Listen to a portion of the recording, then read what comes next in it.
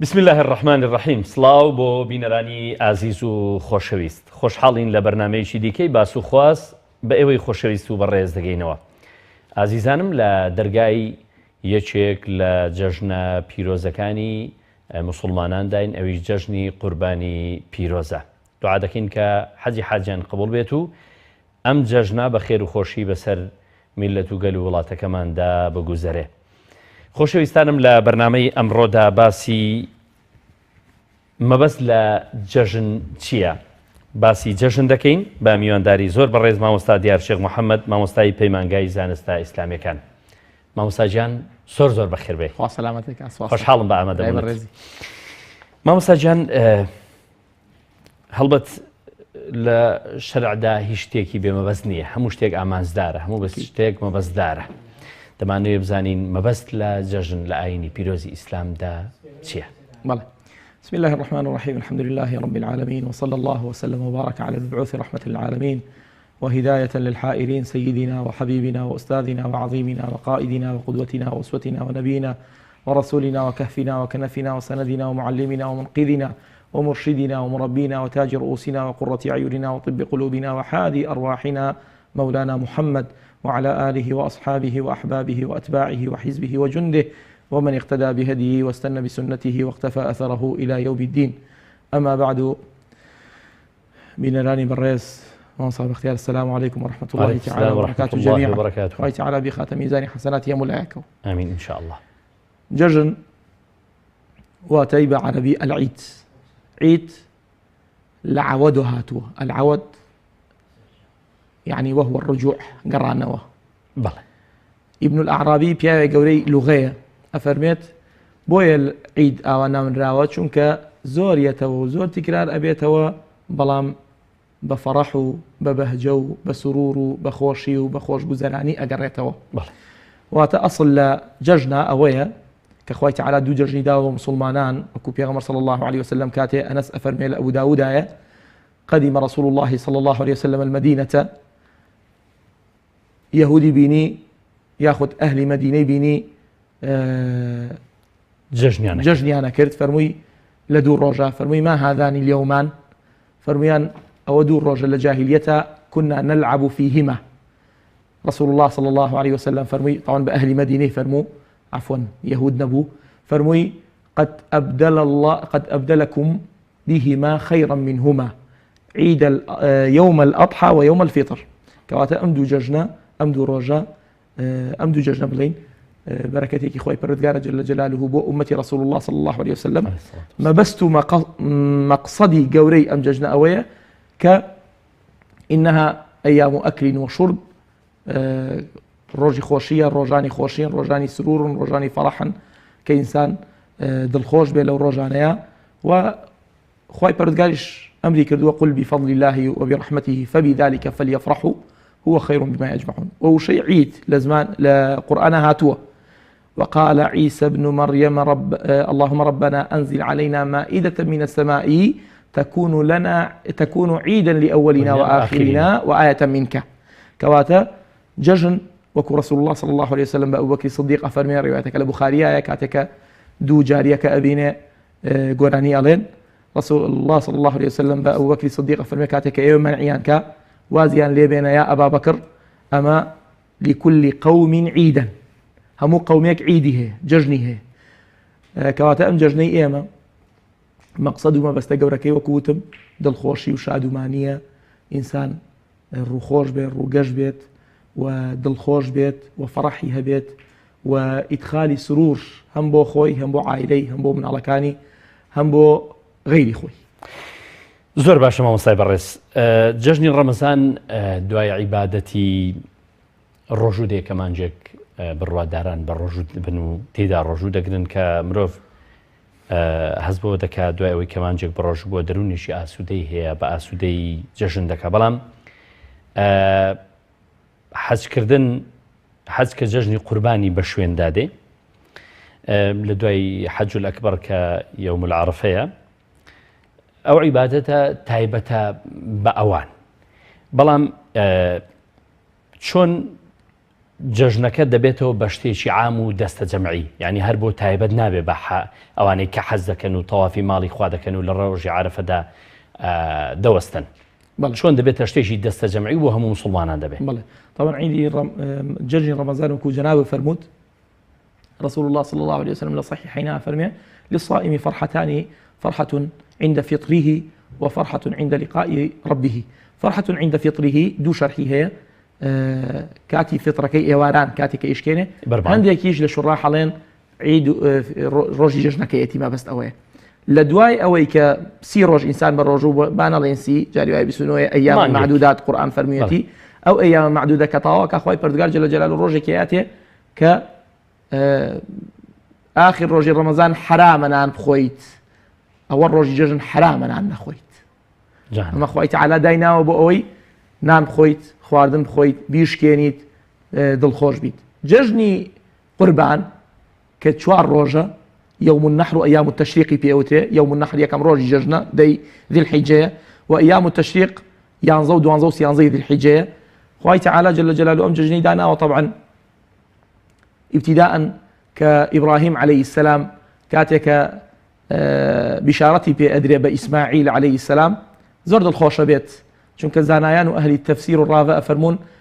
تەمەنی لە بینی 80 بۆ 100 ساڵا بووە. زۆربەیان ئەڵێن 80 بووە، هەندێکیان ئەڵێن 92 بووە، هەندێکیان ئەڵێن 100 بووە. ئەلموهیم لە بینی 80 و 100 ساڵا بووە. خوای تعالی ذوريەتی صالحی داوە پێی کە خوا قادیر و مقتدیر و قەدیرە جل جلاله. ئیتر زۆر دڵخۆشە بێ ئێوێ ئەم پیاوە زەخمە کە خوا معجبیەتی لە قورئانە ئەفەرمێ ئین ئیبراهیم کان ئومە ئەفەرمێ وإبراهيم الذي وفى إبراهيم كوفي بو ومعجبيتي آخر أما وفاية بزانم چۆن گەیشتە ئەو مرتبەی خوای پەروەردگار بڵێ كان أمة شتاکی ئیبراهیم ئومەتێ بوو وتی خەڵک بانکە بۆ حەج وتی خوایە چۆن خەڵک بانکە بۆ حەج بوادین غەیری ذی زەرعین بوادین غەیری ذی زەرعین وتی کاکە تۆی لاقڵ چی وأذن في الناس بالحج يأتوك رجالا وعلى كل ضامر يأتي يا إبراهيم فج عميق من كل فج عميق ليشهدوا منافع لهم. والله أذن لهم طبعا نوعية أذانك كزنا زاني شون بوا هندي قالين فعلا وكو أم بانجا بوا بانجي داوا نك وك أم الله أكبر بلكو صوتي برز كردوته بوا حج هندي قالين يتر دعاء كردوا هندي قالين بها شواس ولكن القرآن فرمي وأذن أذن يعني إذن بيداوي معنى يكم معنى دوهم أويا تو صوت البرزوكا تو دعوة بك تو هول بدا تو بانخوازي بك بو أم مسألة. فدواي أويك إبراهيم عليه السلام أم كري جوربو فلما بلغ معه السعي قال يا بني فلما بلغ معه السعي لراء وصين سعي شيا حتى تواني لقال يا جهدو فلاحته زراعته تجارته كسابته اعتمادي لسر بكريت كبلغ معه السعي يعني اعتمادي لسلك بو بقنجك إسماعيل عليه السلام قال يا بني إني أرى في المنام أني أذبحك. والله قرصة من أبي بينيم لخوى أمر متيت الرؤياي أنبياء حقه وحي رسول الله أفرمي عليه الصلاة والسلام لخوى أبينم كواتو سلب الرم خواتي أقيا كاتوا أم إما لبيني دو قوسين قوسي ميلاد وقوسي موت لم بيني دو قوسا لبلوغ إما لامتحانين ليبلوكم أيكم أحسن عملا نيوت حسن العمل وتي أحسن شاكي ناوي زور شاكي خوي تعالى هولا يبو زور شاك بويا أمان زور شاك با تحقيق مزام إبراهيم عليه السلام أم نويم بيبخشي وأم ذريتم بيبخشي وبزانم شونا لقل ما لقل صاحي لقل خالقك يا لقل أو كسيك داويتي بي فانظر ماذا ترى كروتي باومتوليشي يا أبت افعل ما تؤمر ستجدني إن شاء الله من الصابرين. طبعا ما دام خوا أمري بيكر دويت تو أبيت برسيش دكي طبعا من هي خوام راستك ريتوم بلام عبدي خوام بدي خوام وتوش بيغمبري خوايت أبي أوي كيبيني تو أيليت بيكيت. ولذلك دعاء أوي إبراهيم عليه السلام فلما أسلم وتله للجبين وناديناه أي يا إبراهيم قد صدقت الرؤيا إن جاء وفديناه بذبح عظيم. إتر مسألة أم حاجة إبراهيم عليه السلام دسي لو كاتوا دسي فيك طبعا وإن كان خلاف يقيل بين زانا يعني تاريخ آيكو بيغمبران حج يعني كدو يعني حديثك بيغمبران هي ما من نبي إلا وطاف بالبيت لفظك لفظي دوهم ما من نبي إلا وحج وحجة. إتر خلاف يقيل رواية كان هندي كان يعني سنديان ضعيفة والحال أم كعبة مشرفة لكاتي إبراهيم لكاتي آدم وهو عليه السلام بلان بم ترتيب وتصميم بم شكله وإذ يرفع إبراهيم القواعد من البيت وإسماعيل دعاء أو ربنا دعاء إيش كردن دعاء كرد وكيما تملو توزل نبون لما لو دانشين خوابي باريني نابارك أكا أبي هو البيت أبي يشكبك إن جاء دعاكبك برنامج دركين لبرنامج يبغى إخوة توفيق ما بدأ فضح من مكلا يبينا داني برز أبي أوابه وانية فدعاء أم حاجة دسي كرد إبراهيم عليه السلام بمشي وازيك إما يكين أما تشيا أما شوازي إبراهيم عليه السلام أم ججنا كهاتوا ججنية لأصلا بو كسي حاج لأصلا ججنا بو مسألة حجك هموي بروسك بروجك مشروعك فريضك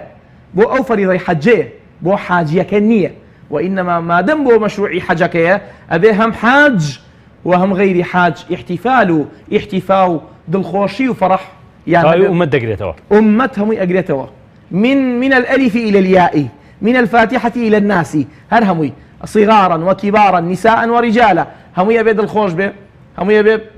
بختور به شادومان به بم ججنا بيروزة كواتا ججنا كب هي بروسي حجكية هيني فريضة حجكية نكي حجيجكية زور باشا ما مصيب الرئيس ججن أجر سيري كي بوبا كوماليك روتينات لكوماليك كاري روتيني وكومالي يعني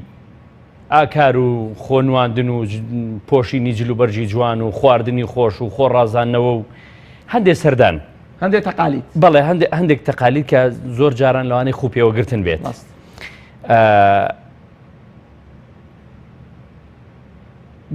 دەمەوێت ئەو بڵێم هەز ناکرێت ینی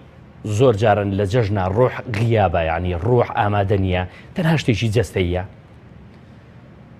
ڕۆژی جەژن یەکەم منوتم ئەسڵ لە جەژنا فەڕەحە بەڵام فەلسەفەی جەژن ئێمە لە جەژنا عوتڵە نین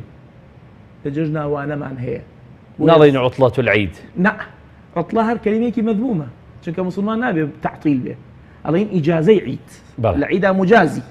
ئیجازەت پێ دراوە کە تۆ بۆچی ئیجازەت پێ دراوە ئیشت هەیە لە جەژنا بەڵێ تۆ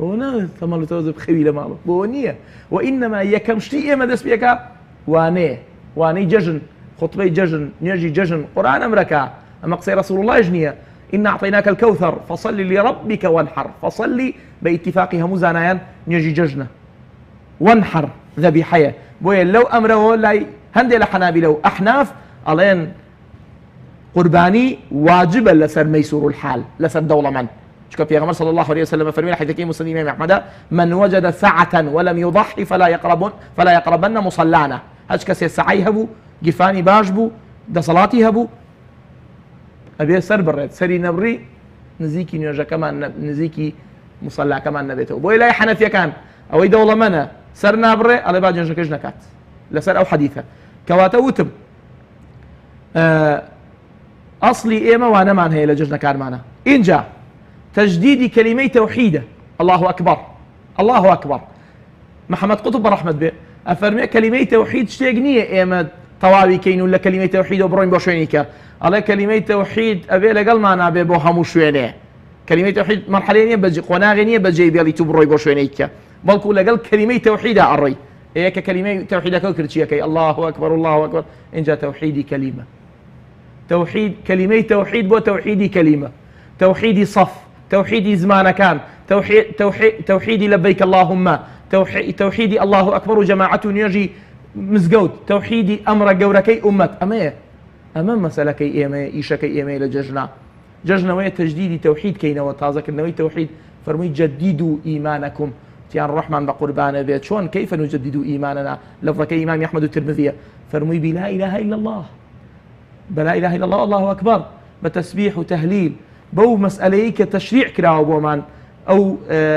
تكبيراتي ججن كفيه تكبيرات ابن عمر برحمة به رضي الله تعالى عنهما كواتا لإما أصل وايا لججنا الروح كان دروز بنوا نقوك جنال فرموت بيه الروح بين هر جستبين هر السلام عليكم وعليكم السلام ججن في رزق وان باريكات فاقد ما زاكا ئەم گەردنمازاکە مەشروعە خەڵکی ئەبێ شتێک بێ لە ڕوحەوە بێ لە قەناعەتەوە بێ لە کلۆکی ئیمانەوە بێ. گەردن ئازایی مەشروعە، گەردن ئازایی پرۆژەیە، پرۆسەیە، کەلیمەیە، هەڵوێستە، خوتووە و هەنگاوە،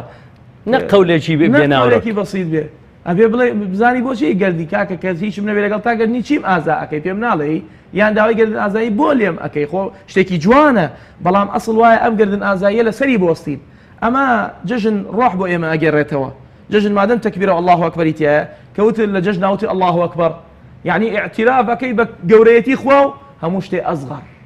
ماڵ ئەزغەر، مناڵ ئەزغەر، ژن ئەزغەر، پارە ئەزغەر، پارو ئەزغەر، سیارە ئەزغەر، قەسر ئەزغەر، تەوزیف ئەزغەر، دائیرە ئەزغەر، هەموو شتێ ئەزغەر. ئەیچی ئەکبەرە الله ئەکبەر. کەواتە لە هەموو ساڵێکە تۆ ڕۆژانە 5 جار گوێ لێ الله ئەکبەری بانک، بەڵام هەموو ساڵێ ئەمە پێ ئەوتێ چی؟ پێ ئەوتێ ئیتر پەرلەمانە گەورەکە، مؤتەمەرە گەورە ساڵانەکە کە تەجدیدی الله ئەکبەرەکەینەوە. کەواتە مەقسەدێکی زۆر سەرەکی لە جەژن ئەوەیە کە بە الله ئەکبەر ڕۆحەکان شادکەینەوە، دروستی کەینەوە، ڕۆحەکان بگەڕینەوە بۆ جستەکان. ئێمە جستەی بەبێ ڕۆحین، حالیان ڕۆحەکان ئیش ناکات، سکوت بوون، شەحنی تیان نەماوە، بە الله ئەکبەر شەحنیەکەینەوە، بە نوێژی جەژن شەحنیەکەینەوە، بە وتاری جەژن شەحنیەکەینەوە، بە تەوقەی گەرم شەحنیەکەینەوە، بە ماچوموچ و زەردەخەنە و تەبەسوم و کە بیۆجی ئەخیکە شەحنیەکەینەوە، بەنان خواردن و سەربڕینەکە شەحنیەکەینەوە. ئەمە هەمووی شەحنە. ئەم 4 ڕۆژە تۆ ئەبێت لە دەعوەیە بیت بەداخەوە کەناڵە ئاسمانیە ئاینیەکانیش ئەچن لە ڕۆژی جەژنەکانە هەندێ بەرنامە تەعتیلەکەن. ئێمە ئیشمان لە جەژنا دەست پێ ئەکات، دەعوەمان لە جەژنا دەست پێ ئەکات. قال موعدكم يوم الزينة وإن يحشر الناس ضحى. أمام موسى عليه السلام روجي ججن بو، روجي ججنكيان بو، موعدكم يوم الزينة، زينة ججنكيان بو. كواتا إما أصل وايا دعوة دەست پێ بکات و هەوڵدان و بانخوازی و نوێژی جەماعەت و نەک لە دوای نوێژی جەژنەکە ئیتر مزگەوت نەبینیتەوە. ئێمە بەداخەوە واکەین، یان بۆ جومعەکە حازر نییە، بۆ جەژنەکە حازرە. جەژن شعیرەیەکە لە شعائری ئیسلام، بەڵام لای جمهوری زانایان سونەیەکی مؤکدە، لای ئەحناف واجبە، لای حەنابیلە بەڕەحمەت بن چییە؟ فەڕدی کیفایەتە. مەبەستم میقداری بەقەدەر جومعە گرنگ نییە لای خوا، چکە سوورەتێکمانەیە سوورەتی جومعەیە. ئێمە جەژن فێرمانەکات جارێکە پەیمان تازەکەینەوە لەگەڵ خوایە لە ماڵی خۆیە، لە مزگەوتەکانە، چونکە ئەحەب البقاع إلى الله مساجدها. ئەی شەڕەکەی چییە؟ ئەسواقها. کەواتە ئەچینە مزگەوت ئەڵێ ئینتر کەمە چینە بازار، کەم قسە ئەکەین، قسەمان کرد لە الله ئەکبەر قسە ئەکەین، لە ذیکرا قسە ئەکەین، لە تەهلیل و تەسبیح و ئیستیغفار قسە ئەکەین. زۆر باشە مامۆستای بەڕێز. شتێکی باو هەیە، قسەیەکی باو هەیە، دەڵێن هەر ئێستا بەرلۆی ینی گەشتبین بەوەی کە بە ڕۆژی جەژن ئەڵێن ئەم ساڵ جەژنی قوربانی ئەم ساڵ جەژنێکی گەرم و گوڕ نابێت، جەژنێکی سارد و سڕا. بۆ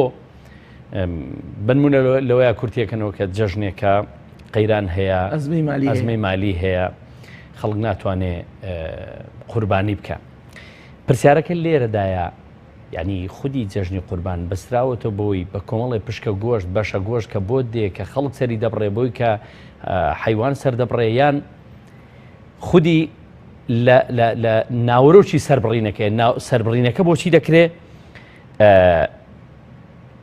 قسە لەسەر ئامادەبوونی ڕۆحی و ئیمانیە لە پرۆسەکەدا.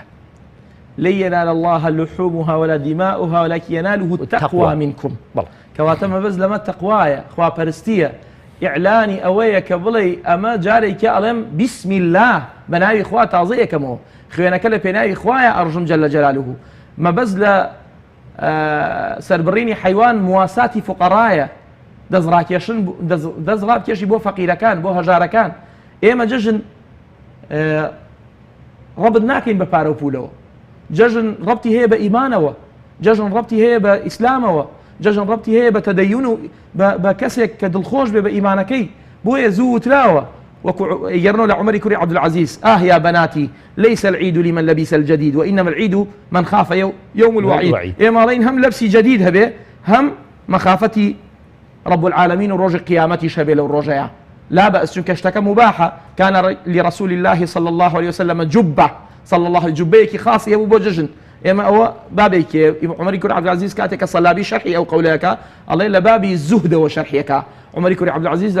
لە بابی ئەوە کە دڵخۆش نەبین بە مەلابیسەکان، بەڵکو دڵخۆش بین بۆی کە مەلابیسەکەی پێبەخشی بین. ئەوەیە مەسەلەکە. وەگەرنا ئەبێ جەژن بڕازێنیەوە بە جلو بەرجی جوان و خواردنی خۆش و بەڵێ خواردنی خۆش یعنی سیلەی ئەرحام سیلەی ڕەحم و ئەکلی لەحم بەڵێ ئەبێ هەبێت سیلەی ڕەحم ئەبێ کاتێ بە جلی جوانەوە بە سپۆرتیەوە رسول الله عليه الصلاة والسلام وەکوتم جوبە ابن عمر بەڕەحمەتی ابن الجوزی ئیگەرێتەوە لە ئیمامی بەیهەقیش ئیگەرێتەوە فەرمێ ابن عمر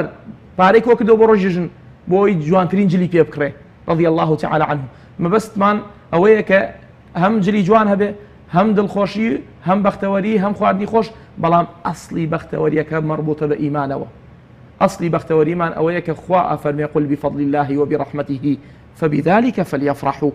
برحمتي خوای تعالى چەنە ڕەحمی پێ کردوین چەنە نیعمەتی داوە بەسەرمانە چەنە ئیتر وما بكم من نعمة فمن الله أو تحدايا هرج نعمتك هي خوايا هي تونية وأسبغ عليكم نعمه ظاهرة وباطنة ظاهرة وباطنة لباطنة هندي شريا نايبيني كاكا منو تو نايبينين هندي أمريكا ظاهري جولة بردسمانها همي پروردگار جل جلاله فدل خوشي ججنمان إلى قينية بأزمي مالي إلى قينية بقيراني دارائي إما ألين بو كسانيك أزمي مالي مان هموي يسأل أزمي هاي خوي تعالى إما أونيك شكايات بو أو كين شكايات بو رب العالمين كي جل جلاله لأن بيده الأمر يعني لله الأمر من قبل ومن بعد همو امر كان بدس أو جل جلاله ولله الأمر جميعا جل جلاله في ويسبان بويا كذا ويلي بكين بوي خوش جزرانيك بان بو بينه إما راس قيراني دارائية بس بشوان كدو الأخوة كاكا أو كل قيراني دارائية روك الأخوة وربر أخوة ففروا إلى الله وفي ذلك فليتنافس المتنافسون قيراني دارائية خو جرفان باريتي يا أخو مزقوتك دراوسيتان يفشبوا مزقوت جماعات بيستحوذ نيجي بو أنسرة نك بيستحوذ درجة بيستحوذ نيجي مغرب بو أنسرة إخوة إلى قيني بقيراني دارائيو قيراني دارائي بقى ومن لينك دائما ضل نمشاومان شرجي وناوشاومان ببيت ويرد يعني ببيت سماعي زور ديار أبدا نابشتيوا فارة شيء فارة روجيت ودوان لا توسيان لاونية فارة خوي تعالى لسكي دايك ما نبوين أجلي بو براندوين تو لقل رزقه بكتب رزقه وأجله بيويز ناكا خوتي بو يعني كي بو تنيري خوي تعالى نمليكي بيرنا شو ميلوريكي الرش لشريكي تاريكا لسر برديكي صماع صعف ككز نايبينه خوي تعالى حيتاني ناو بحالي بيرنا شو فكيف أو كسي بيرتشك على الله أكبر لله الحمد دسي بو برزكاته نيجي بو أكا الله يوقف لي دعوي بو أكا بيرنا أكاد بس يقين ما انهبه جاري كيجن برنامج جنابته وتم بون نبيك أخواتاقي كينو يكز بيه أخواتاقي كاتوني كرسوابه چونك أخواتاقيناك الله لا يجرب إيماندار جل جلاله متماني يقيني بخواي پروردگار هي يقين لقرآن الناو براو بوشي بو أو يقيني كما بستكي جناب إساتو لقل بو مردن أبي إيمان من بو خوا وكو إيمان من بمردن بيت چونك تايسا لآدم ورتايسا يكس نيه بلا مردن نعم أبي يقين من أوا دروس كين لسر بنماي مردن بو خواي پروردگار جل جلاله واعبد ربك حتى يأتيك اليقين الموت فكواتا ما دم يقينها بو والله ما ابن القيم رحمه الله يقصي هي واصل باختيار ما دام الأجل باق فالرزق آت شويني قال ما دام الأجل باقي فالرزق آتي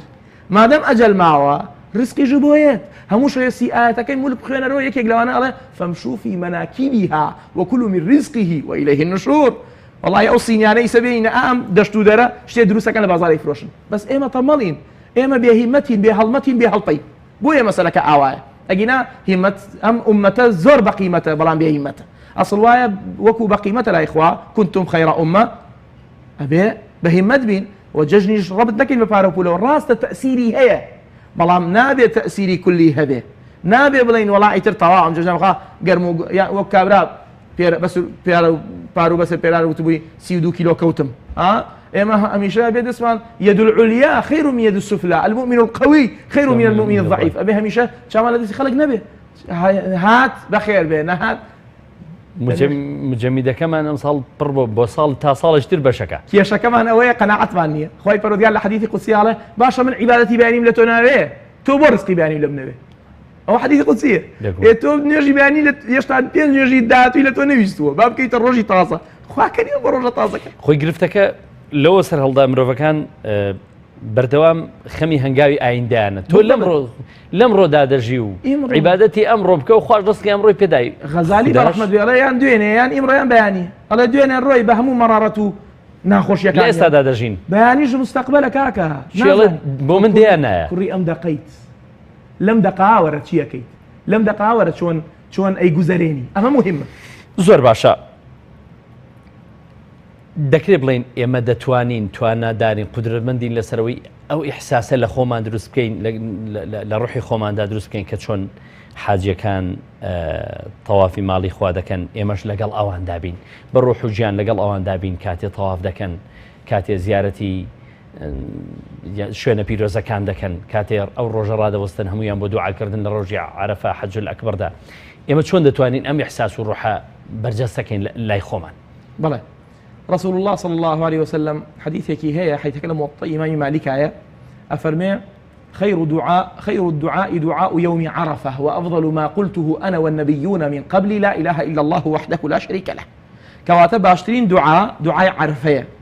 ما بس مليرا لمعايا رسول الله صلى الله عليه وسلم تخصيصي نكر بو حاجيان فرمي باشترين دعاء وشاكترين دعاء وقبولترين دعاء رجع عرفية كواتب حاج وغير حاج كواتب حاجی لە عەرەفەیە و منیش لە قەعری دارەکەم لە ناو ماڵەوەم ئەتوانم جەوێک دروستکەم بۆ خۆم جەوێکی عەرەفە چونکە ڕۆژووی عەرەفەمان هەیە سەنەی پێش و سەنەی ماضیە و لاحقە چیەکە تەکفیریەکە ئەمە سنەتی ڕۆژی عەرەفە بێ ئینسان بە ڕۆژوو بێ بۆ بە ڕۆژوویت لەبەر ئەوەی جەوێکی ئاوا حاجیانە دروستکەی بۆ خۆت جەوێکی ئاوا کەعبانە دروستکەی بۆ خۆت هەمیشە بێ ماڵەکانمان جوزئێک لە کەعبەی تیابێ نەک بە تەلەڤیزیۆن و سەر قەناتی مەکەی مکەڕەمەی مباشر هەمیشە بێ بە ڕۆحەکان و بەناخەکان بە نوێژەکان ئەبێ زۆر طبیعیە خەڵک 30 وەرەقە و 40 وەرەقەیە بۆی بچێت لە دوای سودێسەوە نوێژێکی درێژ بکات خەتمێکی قورئان لە ڕەمەزانە بەڵام لای ماڵی خۆیان مزگەوتەکە ئەگەر تۆزە درێژی کاتەوە ئیزعاجە بێ سبحان الله لەم تەناقوضە پێویستە مزگەوتەکانیش هەمووی مەساجد الله نییە بەڵکو هەمووی فەرعی ئەو کەعبە گەورەیە نییە لە شوێنەکان دامەزراوە کەواتە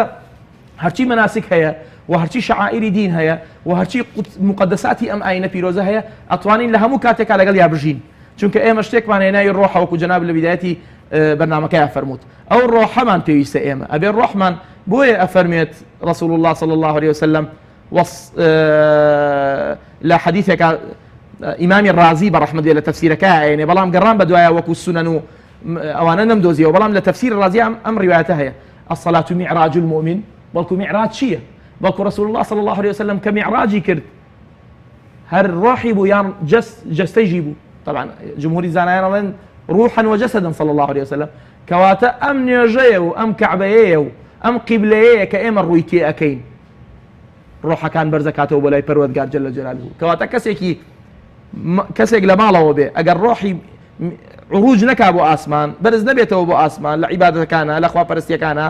لە سوجدەکانیە لە صیام و قیامیا لە نوێژ و حەجیا ئەوە هەمیشە ئیسفادەی لێ نەکردووە مجرد ئەلعابی سویدیە مجرد ریاضە و وەرزشە بەڵام ئەسڵ وایە ڕۆحەکان کەواتە لە ماڵیش بین ئەتوانین جەوێکی حەج دروستکەین بۆ خۆمان کەواتە دەکرێت بڵین بە دروستکردنی ئەو جەوە ڕوحیە ئیمانیە گەورەیە کە بۆ خۆمان دروستمان کردووە بەرجەستەیەکی جەستەیش یعنی ئەو کلێنەشمان بۆ پڕ دەکاتەوە کە ئێمە نەمانتوانی و بەجەستە بچینە ئەوێ ولله على الناس حج البيت لقراء شعبة حج البيت من استطاع إليه سبيلا استطاعتيه يان معنوية يان مادية معنوي جستية ماديش منية فلوسة كواتا أم دوانا بون منهدكي هتا بلام إسا حالي حازد جوازة بقرعية قرعنا ودرناتشه صالة دوان سيان شوار دد هين وكرت درناتشه تو خواي تعالى حجد لا إخوة هي كواتا تو كينا على حجي بونسي إخوة كينا على بونسي خوای تعالی قادرة مقتدرة جل جلاله إنما الأعمال بالنيات تو جاري وهي لكاتك داوى لپروردگارك جل جلاله قلبا وقالبا برو خوای تعالی لا يجب جيك تحقيق يكات بلكو عبد الله كريم مبارك ناجرنا ولا الرجا قرايه ولا بر آفرتك أرملة بارك دابي وتي من قريمه برادر كاني تشون لنا وكعبه كاتي طوافينيا كروت بابا وتي من كنهاتو وتي والله لطافته والله قلابي عبد الله كريم مبارك رضا ورحمتي خوالي به جورة تابعينه بياو تشاكا صالحين علماء خوا قادرة جل جلاله كواتا إما أصل وايا هول بدين لم روجانا كأحب الأعمال يشتا إمرو شش ذي الحجة شش يشتا إمرو جزء كيمان ماو حوت من ماو هشت من ماو نو من ماو أم شوار روجي كإما لخزمتيين بعد خوا كم قصب كين بعد زور ذكر كين بعد كم قلب روجا بخوينو كم بنيش بجوين بعد ذكر كين بعد استغفار كين أحب الأعمال لم دروجايا يذكروا اسم الله في أيام معلومات وعلى ما رزقهم بمثل الأنعام يعني معدودات ابن عباس فرمي معلومات أم دروجها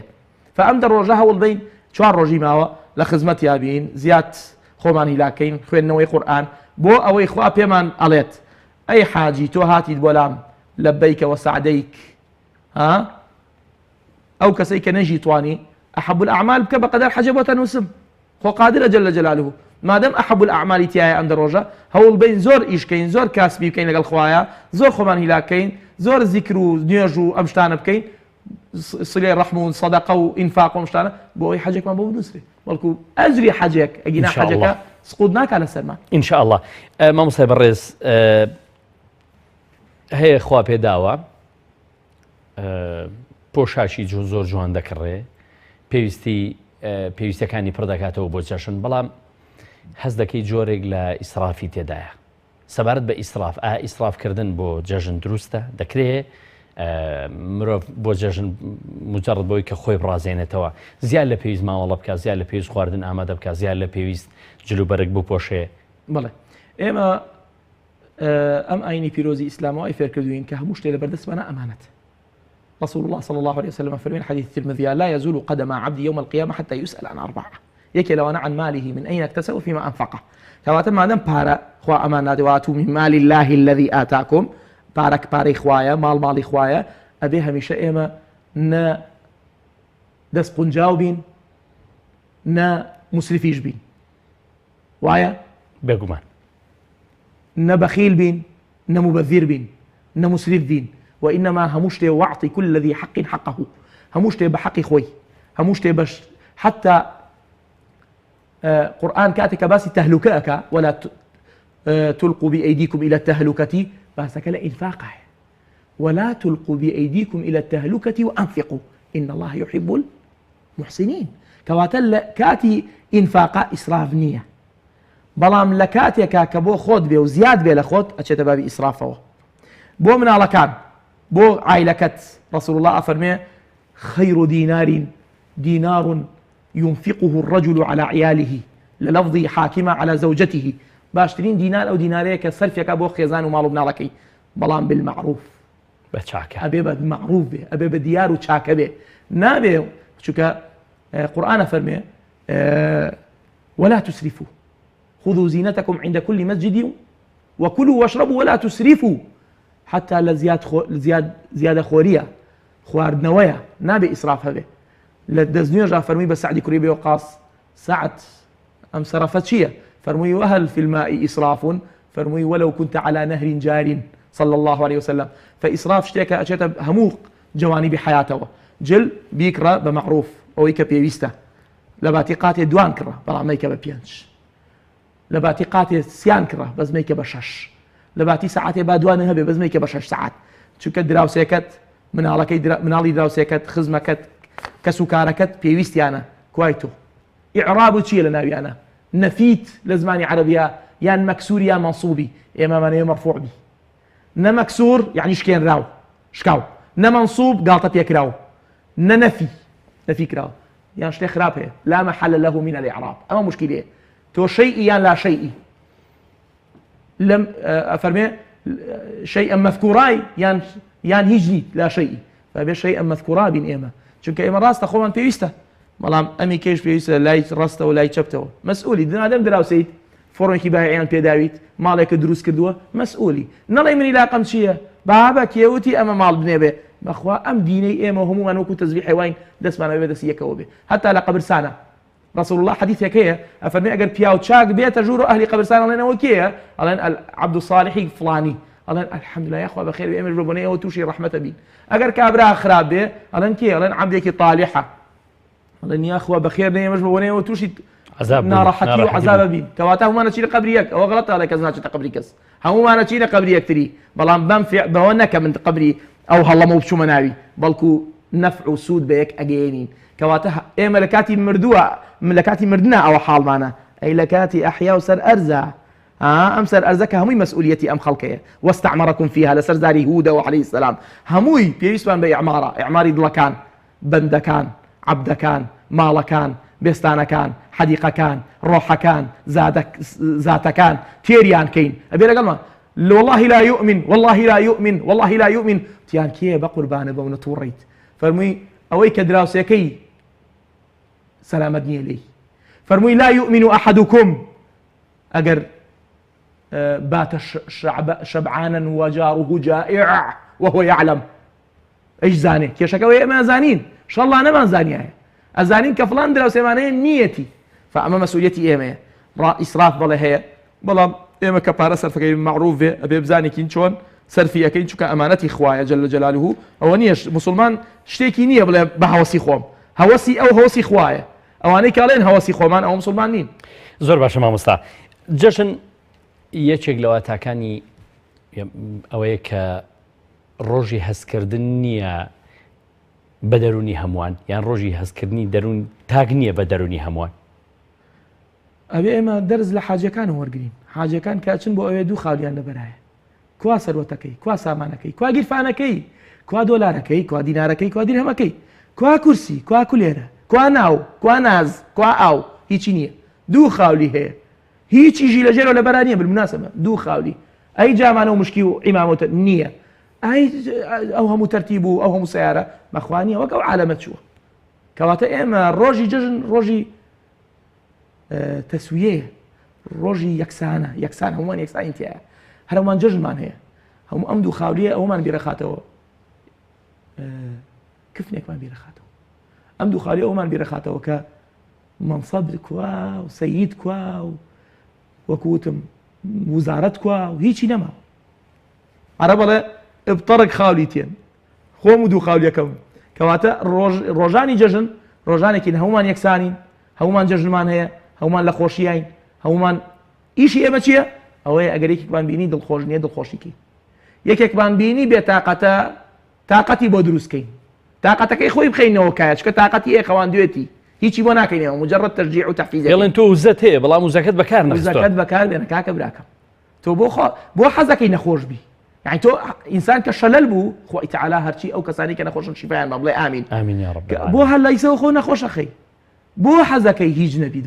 بۆ حەزەکەی لەگەڵ مردووەکان هەبیت شۆرە دەرەوە ماڵە و مناڵ بڕنە دەرەوە سەیارە هەبوو بچن نەبوو حەدیقە هەیە بۆ خۆتان شەفتێک دڵخۆش بن يعني دوو باسە دوو خواسە دوو ئەو لا ئەبینی دوو ئەو لا ئەبینی دوو کەسە بینی دوو تەوقەکەی دوو پێکەنین چکلێتێکی شیرینە خۆی المؤمنون حەلەویون نەک بەلەویون ئێمە بێ هەمووان حەلاوە و شیرینی بین شیرین نەک بەڵاو نەهامەتی بین بۆ یەکتر ئەبەدەن ئیماندارە بێ هەمیشە لە پشت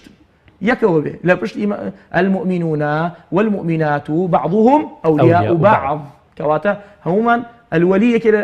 هذا يلي هذا يعني لقال ياتي أبي هميشه بش ما بيك أو به دس ما بيك أو به سنشد عضودك بأخيك عضود دس بقوتك إن ببراكت زۆر باشە مامۆستا جەژن ڕۆژێک نییە کە تێدا مرۆڤ هەست بکات بەوەی کە دەکرێت ینی لە نەشئەی ڕۆژی جەژن کە ئەو هەموو گەرم و گوڕی و حەماسەتەی تێدا هەیە بۆ گردن ئازادی بۆ سەردانکردن بۆ بەسەرکردنەوە بۆ بەخشین بۆ خۆشەویستی بۆ عاتف و سۆز بە هەموو ئەمانە بۆ گۆڕانکاریکردن نیە لە تەواوی ڕۆژەکانی تریشتدا کە پێویستە ینی جەژن کوڕێکت بداتێ کە تۆ پێویستە لە ڕۆژەکانی ساڵیشدا هەر بەم شێوە مامەڵە بکەیت بە شێوەی ینی ببی بە مرۆڤێکی بەخشندە لە هەموو ڕووەکانەوە ئەگەر هەر تەبەسوم و کەفی وجهی ئەخیکە سەدەقەکە تەنها بە بەخشندەی ینی ڕوویەکی گەشیش بێت کەواتە مەقسەدی جەناب ئەوەیە جەژن کاتی گوێزگەیەک بێ بەڵێ گۆڕانکاری بێ بۆ ڕۆژەکانی کەش تەغیرە بێگومان کاتی ئەوەیە کە بڵێ ئیسە کاتی چاکەیە کاتی خۆشیە بای لە خەفەت بای لە قەلەقی بای لە گریان و قەلەقی و پۆکەپۆک بای لەو مەسائلانە هەمومان دڵخۆشە بین لەم ڕۆژەیە لە ڕۆژی جەژنە ڕۆژی جەژن ئینسانە بێ هەوڵ بات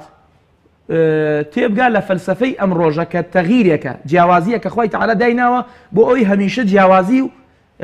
چاکسازی و پاکسازی هەبێ لە ژیانمانە خۆی تەعالا حەز ناکات ڕۆژەکانمان وەکو یەک بێ چونکە چوار فەسڵی بۆ داناوی هەر هەمووی خۆزستانی سارد نییە بێگومان هەمووشی بەهاری خۆش بێ هەر ناخۆش ئەبێت بەردەوام لە گۆڕانکاریە بێ ئینسان مادەم لە ڕۆژەکانی ژات جەژنی بۆ داناوین توێت ئێمە تەخسیص ئەمە خصوصیەتێکی هەیە تایبەتمەندیەکی هەیە ئەبێ هەمیشە تۆش لە ڕۆژەکانە تایبەتمەندیەکت هەبێ لە جەژنەکانە تایبەتمەندیەکت هەبێ لە ژیانی خۆتا تایبەتمەندیەکت هەبێ ئەبێ لە گۆڕانابی لە تەغیرابی بەرەو چاکی بیت هەموو ڕۆژێ چییە ئەبێ لمن شاء منكم أن يتقدم أو يتأخر ئەبێ هەمیشە لەگەڵ تەقدما بین لەگەڵ تەئەخورا بین هەمیشە بڵین هەر تا بەگی سایسەت جەناب سیارە لێ یەقڕن هەموو ڕقیان لە بەگە هەرچی سایەکە ڕقی لە بەگە چونکە بەگ هەر خۆش نییە ئەبێ هەمیشە بەرەو پێشی بەرەو پێش بەرەو تەقەدوم بەرەو باشی بەرەو چاکی بەرەو ئیسلاح ئیتر هەرچی ئەبێ یەک کوتلە بیت یەک پارچە بیت لە خۆشی و لە ئازایەتی و لە بەندایەتی و لە عوبودیەت و ئیتر هەر هەمیشە لە شتی خۆشا بیت هەمیشە تۆ شتی خۆش بدەیت بە مقابل هەمیشە دڵی خۆش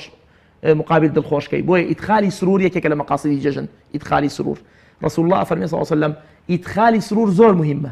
هیچ شتێ نییە ئیدخالی سرور ئەوەیە کە فەرحەیەک بخەیتە دڵی یەکێکەوە ماڵێکەوە چەند ساڵە قسەی نییە لەگەڵ یەکێکە بچۆ بۆ لای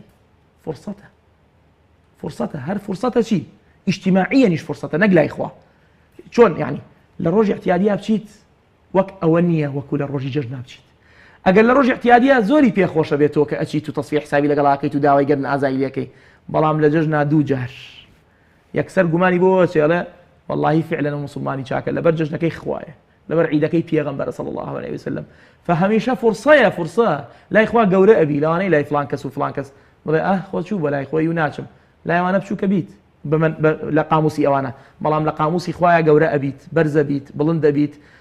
هەمیشە لە علیین خوا ناو تۆمارەکات فەئەسڵ وایە ئێمە بیقۆزینەوە جەژن ئەوەیە کە یعنی بەڕەکات و شەحەنات و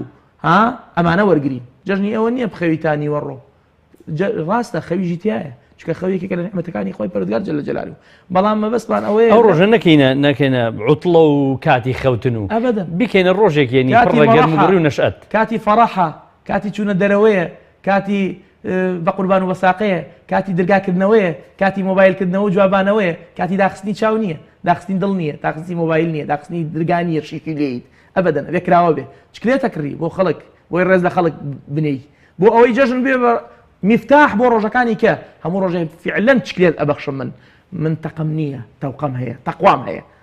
ئەڵێم خوافیز بۆ تەقە ئاجا زۆر باشە دەمێ بپرسم کە جەژن بۆ خۆی وەلانانی بغز و قینە نییە بۆی کە هێمایە کە بۆ بەیەکەوە ژیان بۆ تەبایی بۆی کە دەمانەوێ بەیەکەوە هەمومان بژین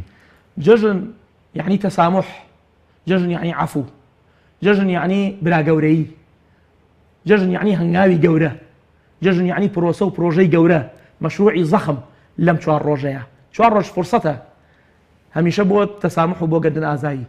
وەعفو وەصفەحو قورئانە فەرمێ هەر عەفوی ناوێ سەفحی ژێوێ عەفو ئەوەیە بڵین عەفو تەکەم بەزەرێکە لە ماڵی خۆی ئەی سەفح چییە والله چۆن لە ماڵی خۆمان 10 ساڵە ڕەفیقی تۆم بۆ غەڵەتێک سەفحەیە تازە لەگەڵ هەڵێمەوە ئەمە قورئان مەبەستی ئەمەیەوێ ويسألونك ماذا ينفقون قل العفو عفو إنفاق نفقية إنفاق صدقية بخشينة قولترين بخشينة فمن عفا وأصلح فأجره على الله محدود نية بس خوا زاني أجركي تشنيه نالي فمن عفا وأصلح أجركي أويه هندي عبادات فانية بيطلع أوه هندي عبادات فانية على ألف لام ميم نالم حرفه بلكو ألف حرفه وميم حرفه ولام حرفه مرام بو أمام فرمي فمن عفا وأصلح فأجره على الله پێویستە بەوەی کە لەگەڵ خزم و کەسوکارە سیلەی ڕەحم تازەکەینەوە